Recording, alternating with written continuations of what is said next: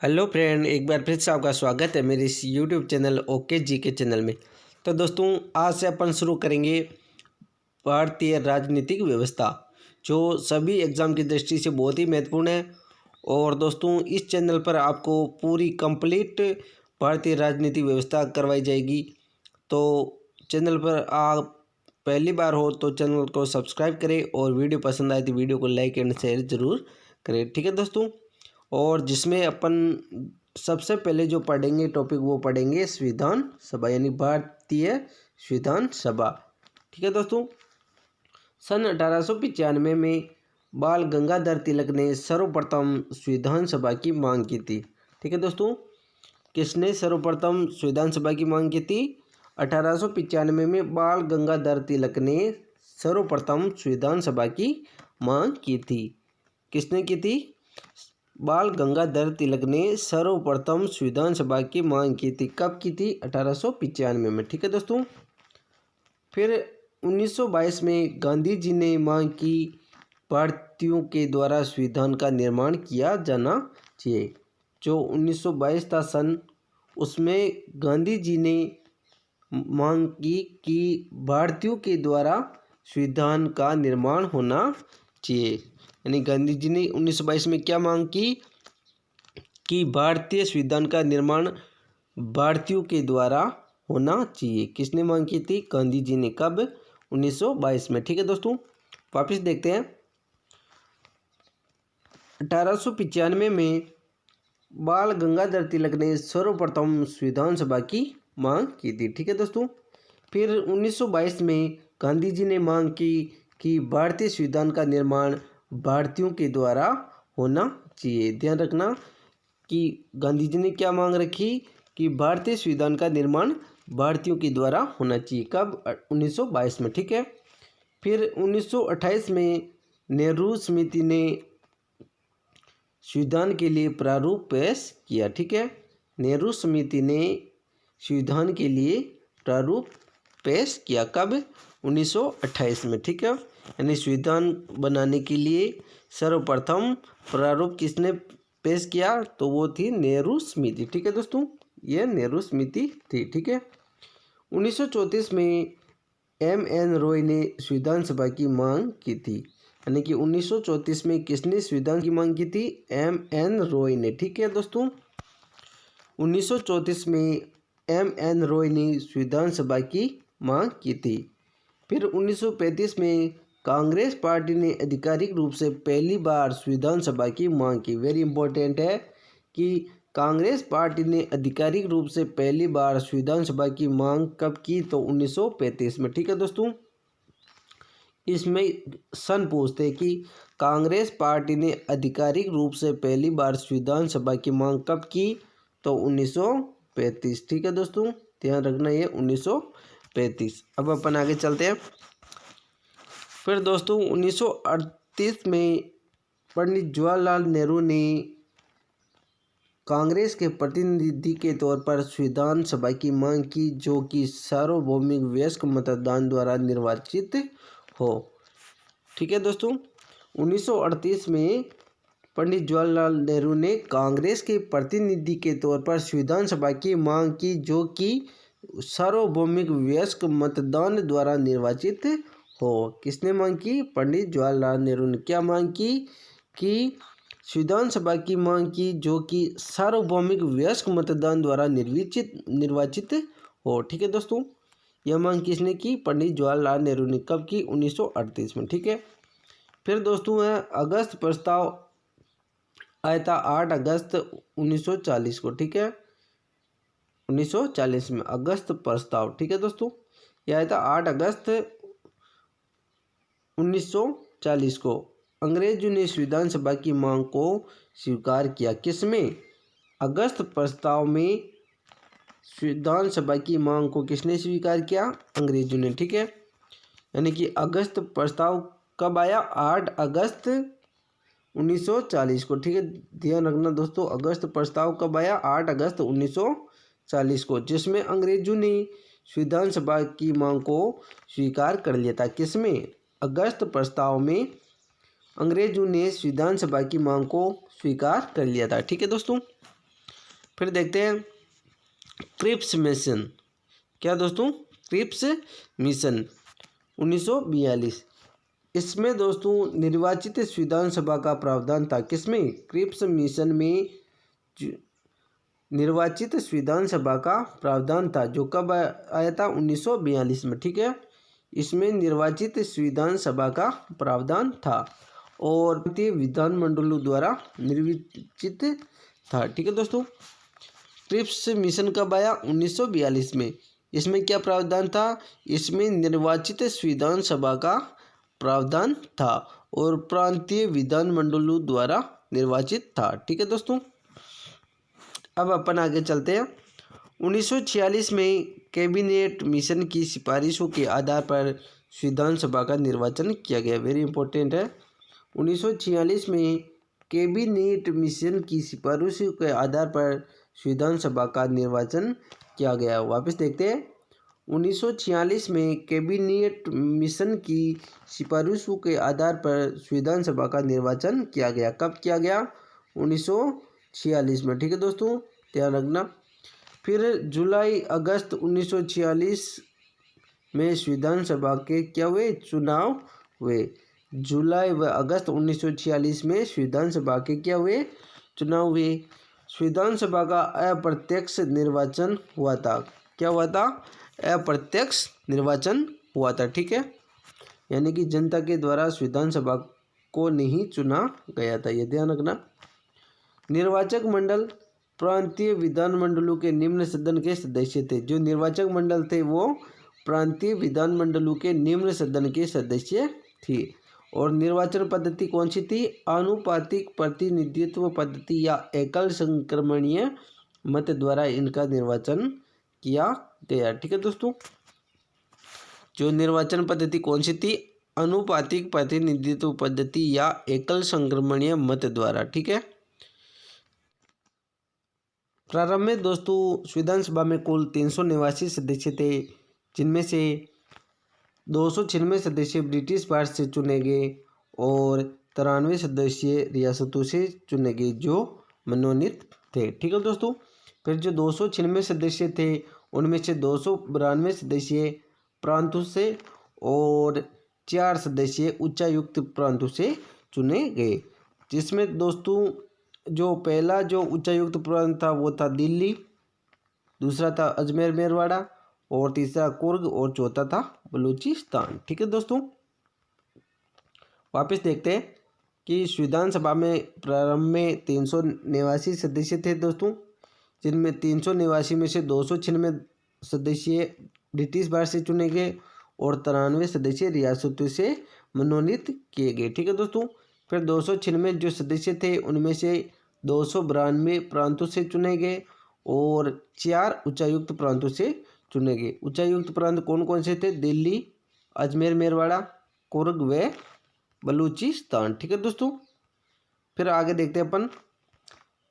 प्रति 10 लाख की जनसंख्या से एक प्रतिनिधि लिया गया था। ठीक है दोस्तों, यानी कि जहां 10 लाख जनसंख्या थी वहां से एक प्रतिनिधि का चुनाव किया गया और मुस्लिम तथा सिखों को अनुपातिक प्रतिनिधित्व दिया गया। ठीक है दोस्तों, उनको अलग से अनुपातिक उनके अनुपात में निर्वाचन का अधिकार दिया गया। ठीक है दोस्तों, मुस्लिमों के लिए 78 सीटें आरक्षित थी। कितनी सीटें आरक्षित थी मुस्लिमों के लिए? 78 सीटें आरक्षित थी, जबकि सिखों के लिए 4 सीटें आरक्षित की गई। ठीक है दोस्तों, फिर 210 सीटें सामान्य वर्ग के लिए थी। कितनी? 210 सीटें सामान्य वर्ग के लिए थी और कांग्रेस के 208 सदस्य निर्वाचित हुए। कितने? 208 सदस्य कांग्रेस के निर्वाचित हुए। क्वेश्चन पूछते हैं कि संविधान सभा में जो कुल सदस्य थे उनमें से कितने सदस्य कांग्रेस के निर्वाचित हुए थे? 208 सदस्य निर्वाचित हुए थे और मुस्लिम लीग के 73 सदस्य निर्वाचित हुए थे। ठीक, ये ध्यान रखना दोस्तों, कांग्रेस के 208 सदस्य निर्वाचित हुए और मुस्लिम लीग के 73 सदस्य निर्वाचित हुए। मुसलमानों तथा सिखों के लिए आरक्षित सीटों पर भी कांग्रेस के 3-3 सदस्य निर्वाचित हुए। ठीक है, जो मुसलमान व सिखों के लिए जो सीटें आरक्षित की गई उनमें भी कांग्रेसों की 3-3 सीट सदस्य निर्वाचित हुए। ठीक है दोस्तों, यानी कि उन सीटों में भी कांग्रेस के 3-3 और सदस्य आरक्षित हुए। विधानसभा में महिलाओं की संख्या 15 थी। कितनी थी दोस्तों? 15 थी। ठीक है, ध्यान रखना, विधानसभा में महिलाओं की संख्या कितनी थी? 15 थी। गांधी जी व मोहम्मद अली जिन्ना ने विधानसभा में भाग नहीं लिया। ये ध्यान रखना, गांधी जी व मोहम्मद अली जिन्ना ने विधानसभा में भाग नहीं लिया था। ये ध्यान रखना दोस्तों कि विधानसभा में किसने भाग नहीं लिया? गांधी जी व मोहम्मद अली जिन्ना ने विधानसभा में भाग नहीं लिया था। ठीक है दोस्तों, अब अपन आगे देखते हैं। जयप्रकाश नारायण तथा तेज बहादुर सुप्रू ने विधानसभा से त्याग पत्र दे दिया था। किसने? जयप्रकाश नारायण व तेज बहादुर सुप्रू ने विधानसभा से क्या दे दिया? त्याग पत्र दे दिया था। ठीक है दोस्तों, फिर है दोस्तों, विधानसभा के निर्वाचन के ठीक बाद मुस्लिम लीग ने विधानसभा का बहिष्कार करना शुरू कर दिया। क्या किया? बहिष्कार करना शुरू कर दिया। फिर है दोस्तों, 9 दिसंबर 1946 को विधानसभा की पहली बैठक हुई। वेरी इंपॉर्टेंट क्वेश्चन है दोस्तों, बहुत सी बार पूछ रखा है कि विधानसभा की पहली बैठक कब हुई थी? 9 दिसंबर 1946 को। कब हुई थी दोस्तों? 9 दिसंबर 1946 को विधानसभा की पहली बैठक हुई थी। ठीक है, जिसके अस्थायी अध्यक्ष थे डॉक्टर सच्चिदानंद सिन्हा। कौन थे? डॉक्टर सच्चिदानंद सिन्हा। विधानसभा की पहली बैठक के अस्थायी अध्यक्ष कौन थे? डॉक्टर सच्चिदानंद सिन्हा। वह विधानसभा के वरिष्ठतम सदस्य थे। क्या थे? वरिष्ठतम सदस्य थे, इसलिए इनको अस्थायी अध्यक्ष बनाया गया। किसका? विधानसभा का अस्थायी अध्यक्ष बनाया गया। किनको? डॉक्टर सच्चिदानंद सिन्हा को। ठीक है दोस्तों, प्लीज देखते हैं दोस्तों, विधानसभा की पहली बैठक 9 दिसंबर 1946 को हुई थी, जिसके अस्थायी सदस्य थे सच्चिदानंद सिन्हा। ठीक है, विधानसभा के अस्थायी अध्यक्ष कौन थे? सच्चिदानंद सिन्हा। वह विधानसभा के वरिष्ठतम सदस्य थे। ठीक है दोस्तों, अब अपन आगे देखते हैं। 11 दिसंबर 1946 को विधानसभा की दूसरी बैठक हुई। कब दोस्तों? 11 दिसंबर 1946 को विधानसभा की दूसरी बैठक हुई और डॉक्टर राजेंद्र प्रसाद को विधानसभा का अध्यक्ष निर्वाचित किया गया। वेरी इंपॉर्टेंट है दोस्तों, विधानसभा की दूसरी बैठक कब हुई? 11 दिसंबर 1946 को, जिसमें डॉक्टर राजेंद्र प्रसाद को विधानसभा का अध्यक्ष बनाया गया। स्थायी अध्यक्ष यानी कि निर्वाचित थे वो, है ना। यानी कि विधानसभा के स्थायी अध्यक्ष कौन थे? डॉक्टर राजेंद्र प्रसाद। और अस्थायी अध्यक्ष पूछे तो डॉक्टर सच्चिदानंद सिन्हा। विधानसभा की प्रथम बैठक कब हुई थी? 9 दिसंबर 1946 को। अस्थायी अध्यक्ष डॉक्टर सच्चिदानंद सिन्हा। और विधानसभा की दूसरी बैठक कब हुई? 11 दिसंबर 1946 को, जिसके स्थायी सदस्य थे डॉक्टर राजेंद्र प्रसाद, जो निर्वाचित थे। फिर HC मुखर्जी को उपाध्यक्ष नियुक्त किया गया। यह भी बहुत महत्वपूर्ण है, क्वेश्चन है। इनका पूरा नाम हरेंद्र सिंह मुखर्जी है ना, हरेंद्र सिंह मुखर्जी। HC मुखर्जी बोलते हैं, जिसमें शॉर्ट में अपन, है ना। यानी कि विधानसभा के उपाध्यक्ष कौन थे? HC मुखर्जी। कौन? HC मुखर्जी। फिर 16 जुलाई 1948 को VT कृष्णमाचारी को दूसरा उपाध्यक्ष बनाया गया। वापस देखते हैं कि 16 जुलाई 1948 को VT कृष्णमाचारी को दूसरा उपाध्यक्ष बनाया गया। किसका? विधानसभा का दूसरा उपाध्यक्ष किसे बनाया गया? वो थे VT कृष्णमाचारी को। ठीक है, कब? 16 जुलाई 1948 को। BN राव को संवैधानिक सलाहकार नियुक्त किया गया। किनको? BN राव को विधानसभा का संवैधानिक सलाहकार नियुक्त किया गया। किनको? BN राव को संविधान सभा का संवैधानिक सलाहकार नियुक्त किया गया। इन्होंने संविधान का पहला प्रारूप दिया था। किन्होंने? BN राव ने संविधान सभा का पहला प्रारूप दिया था। ठीक है दोस्तों, आगे देखते हैं। 13 दिसंबर 1946 को संविधान सभा की तीसरी बैठक हुई। कब हुई थी दोस्तों तीसरी बैठक? 13 दिसंबर 1946 को संविधान सभा की तीसरी बैठक हुई, जिसमें पंडित जवाहरलाल नेहरू ने उद्देश्य प्रस्ताव पेश किया। वेरी इंपॉर्टेंट है दोस्तों कि पंडित जवाहरलाल नेहरू ने उद्देश्य प्रस्ताव कब पारित किया? 13 दिसंबर 1946 को। इसको पूछा हुआ क्वेश्चन है कि उद्देश्य प्रस्ताव पारित कब किया पंडित जवाहरलाल नेहरू ने? 13 दिसंबर 1946 को। ठीक है दोस्तों, वापस देखते हैं। यानी कि संविधान सभा की तीसरी बैठक कब हुई? 13 दिसंबर 1946 को। पंडित जवाहरलाल नेहरू ने उद्देश्य प्रस्ताव पेश किया था। कब? 13 दिसंबर 1946 को। ये उद्देश्य प्रस्ताव संविधान सभा की मार्गदर्शिका था। क्या था? मार्गदर्शिका था। क्या? उद्देश्य प्रस्ताव संविधान सभा की क्या थी? मार्गदर्शिका थी। ठीक है दोस्तों, यह संविधान का दर्शन था। क्या था दोस्तों? संविधान का दर्शन, उद्देश्य प्रस्ताव। यानी कि उद्देश्य प्रस्ताव को संविधान का दर्शन कहा जाता है। ठीक है, उद्देश्य प्रस्ताव के मुख्य बिंदु: स्वतंत्र संप्रभु भारतीय गणराज्य के लिए संविधान बनाना। क्या था? स्वतंत्र संप्रभु भारतीय गणराज्य के लिए संविधान बनाना। ठीक है, स्वतंत्र भारतीय संघ में निम्न क्षेत्रों को शामिल करना: ब्रिटिश भारत के क्षेत्र, भारतीय राज्यों के क्षेत्र, अन्य भारतीय क्षेत्र। ठीक है दोस्तों, ऐसे क्षेत्र राज्य जो स्वेच्छा से भारतीय संघ में शामिल होना चाहिए। ठीक है, फिर आगे चलते अपन दोस्तों। भारतीय संघ में राज्यों को स्वायत्तता दी जाए तथा अवशिष्ट शक्तियां राज्यों के पास होगी। ये किसके प्रस्ताव थे? ये उद्देश्य प्रस्ताव। ठीक है, संप्रभुता व समस्त शासन की शक्तियां जनता में निहित होगी।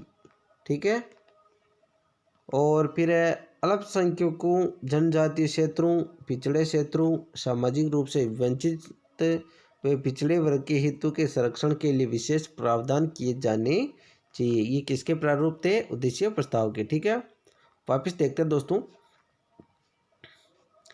जो उद्देश्य प्रस्ताव था उसकी जो निम्न विशेषताएं थी कि यह संविधान का दर्शन था। उद्देश्य प्रस्ताव के मुख्य बिंदु कौन कौन से थे वो देखते हैं।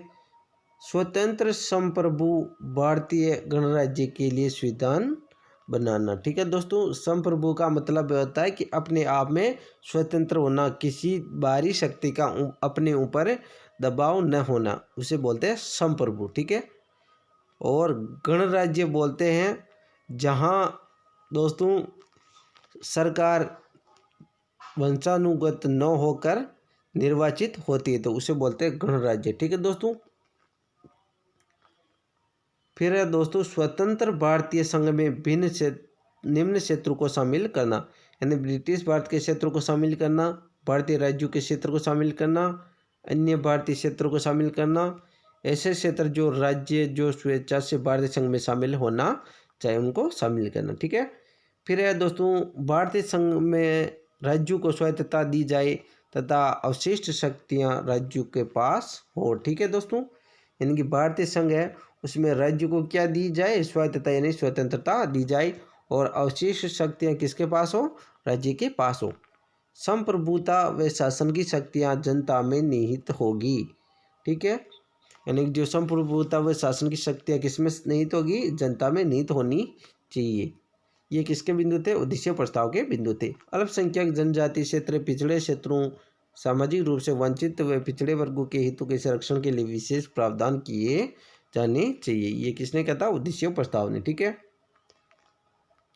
फिर है दोस्तों नागरिकों को सामाजिक, आर्थिक, राजनीतिक न्याय, प्रतिष्ठिता, अवसर व विधि के समक्ष क्षमता, विचार अभिव्यक्ति, विश्वास, धर्म उपासना, संघ की स्वतंत्रता, व्यवसाय व कार्य की स्वतंत्रता होनी चाहिए। ठीक है, ये प्रस्तावना के शब्द है दोस्तों, वेरी इंपॉर्टेंट है। अपन जब प्रस्तावना पढ़ेंगे वहाँ इनको अच्छे से विस्तार से पढ़ेंगे।